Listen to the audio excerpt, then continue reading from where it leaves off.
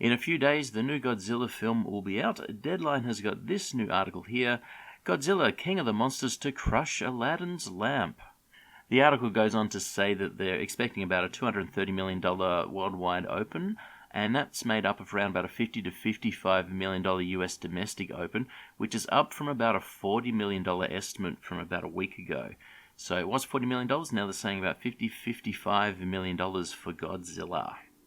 This $230 million estimate would be the 52nd biggest opening weekend ever, just in front of Twilight Saga Eclipse and Wonder Woman, and just underneath Thor Ragnarok.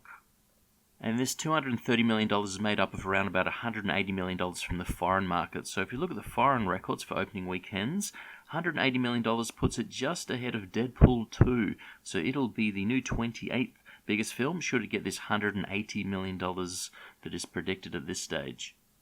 But things are not looking quite as optimistic in the US domestic market. This estimated $55 million would put it around about the 200th biggest opening weekend of all time, which is around about the amount of money that the John Wick Chapter 3 Parabellum earned just a couple of weeks ago. It got $56.8 million.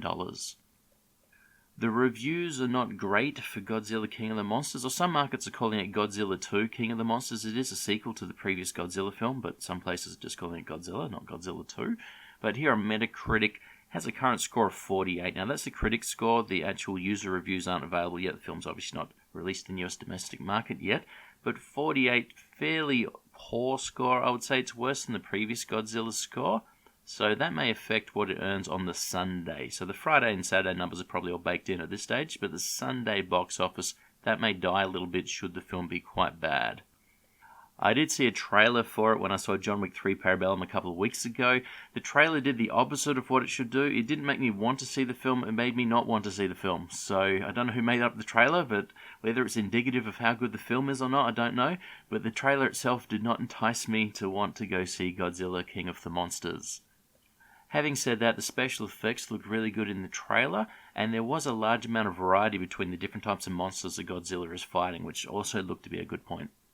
So with the predicted $55 million opening weekend in the US domestic market for Godzilla, we can use the same films that I was comparing John Wick 3 to, because that had a very similar open. So here we can see Mission Impossible 2, Ant-Man, Shazam, Pokemon, John Wick 3, and Watchmen. And because of the bad reviews so far, and these are just the critic reviews, I don't put a lot of stock into them. Once the user reviews come out, that'll be a much more accurate thing to use. But because the reviews are not great, I think Watchmen will be a very good film to compare it to, so that we can quickly see, is it going to earn less or more money than actual Watchmen. Okay, Watchmen is just about the worst performing film that had around about a $55 million open. And that's maybe what we're looking at for Godzilla. Maybe not. Maybe Godzilla will be really good. Again, I haven't seen the film. I don't know if it's any good. But that will be a good comparison to make. We've also got John Wick 3 and we've got Pokemon still out in the movies right now earning a bit of money. So it'll be interesting to actually compare three films with very similar opening weekends that are still actually running in the box office at the same point in time. And just looking at those films right now, we can see that Pokemon and Shazam were neck and neck up till about a week ago, and then Shazam earned more money on the previous weekend than what Pokemon Detective Pikachu did, and the green line has backed off a little bit from the yellow line. But the previous Monday we just had was from the Memorial Day weekend, and so the green line got a little bit closer again to the yellow line. Now it should back off again, but because of the rate at which Shazam flattened out, which is in about a week's time in relative terms to where Pokemon is right now, that's when Endgame came out for Shazam. And so there's not really going to be anything like the same kind of event that'll happen to Pokemon Detective Pikachu. And so in all likelihood, the green line may very well go over the yellow line in about a week's time. Again, because the yellow line was sort of prematurely flattened out because of Endgame. It was looking like it wouldn't get that flat that early, but then Endgame just absolutely smashed it. And so, again, there's a chance that Pokemon Detective Pikachu won't have that happen to itself. So although it is behind Shazam right now, and generally when a film's behind another film, that's about it. They just don't make up any kind of ground. This case, it may be able to actually make up ground because it will not be flattened out because of a big film crushing all of the box office. And the other film we still have out right now, we've got John Wick Chapter 3 Parabellum, the purple line. We can see that it also has backed off a little bit from the film it was close to. It's backed off a bit from Ant-Man. So Ant-Man has been out-earning John Wick a little bit. Now, again, on the Monday, it was a holiday, so it earned a bit extra money. It made up a little bit of ground on the red line. But Ant-Man looks like it's just going to earn more money than what John Wick did. But it does look at this stage, it'll be fairly close, which I think will be a lot more money than was really predicted before the opening weekend for John Wick 3. So John Wick 3 doing pretty good with its expectations so far, where it's actually at the box office, and somewhere close to Ant-Man, that looks to be what we're going to get. And if you look at the numbers for Monday's box office, we can see that Aladdin got a massive $25 million. So the Monday, again, was a holiday in the US domestic market. It was the Memorial Day weekend. But $25 million is still a lot of money, even if it is a weekend. If we look at the actual records for Mondays, we can see that is the 10th best Monday ever. Now, most of these do fall on holidays on Mondays. That's how you earn a lot of money on an actual Monday. We can see Black Panther, number one, $40 million. That was on a holiday. Star Wars Force Awakens, $40 million.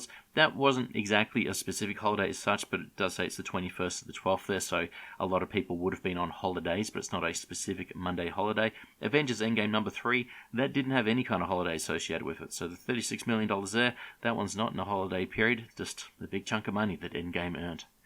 Number 4 here is Rogue One. It falls on the day after Christmas Day, so that's basically a big holiday still. And then number 5 has Star Wars The Force Awakens again. So its second Monday is the 5th biggest Monday ever. That's how Star Wars The Force Awakens made its massive $936 million in the US domestic market.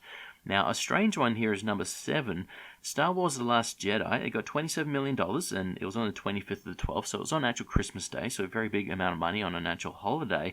But it says the number of days it's been in released were 11. Okay, so 11 days after its release. So that's not its first Monday. So the best Monday for Star Wars The Last Jedi wasn't its actual first Monday. If we look down the list a little bit to number 16, where we also have Star Wars The Last Jedi with $21 million, that's its first Monday. So it actually earned more money on its second Monday than it did on its first Monday, obviously because it was Christmas Day and a lot more people were able to go see the movies. Haven't done that myself yet, go see a movie on Christmas Day, but I guess there's a lot of people not working that day and lots of time to go do it. But nonetheless, Aladdin, a 10th biggest Monday ever, so quite a big amount of money for Aladdin. And so looking back again at the Monday's numbers, Aladdin number 1. Number 2, we got John Wick Chapter 3 Parabellum of $6.3 million and Endgame of $4.8. I did estimate it'll get about $4.7 million for the Memorial Day Monday, so pretty close to my estimate there, which means it's still going to get close but probably struggle to beat the Avatar total, but we'll still have to see if it can beat Avatar. And in the 4th place, we've got Pokemon Detective Pikachu. If we look across on the Tuesday totals, we've got Aladdin number 1, John Wick number 2, Avengers Endgame number 3, and Pokemon number 4. So the order really hasn't changed, nor would it be expected to. $12 million for Aladdin, $3.2 million for John Wick, $1.8 million for Endgame, and very close behind that, $1.7 million for Pokemon Detective Pikachu.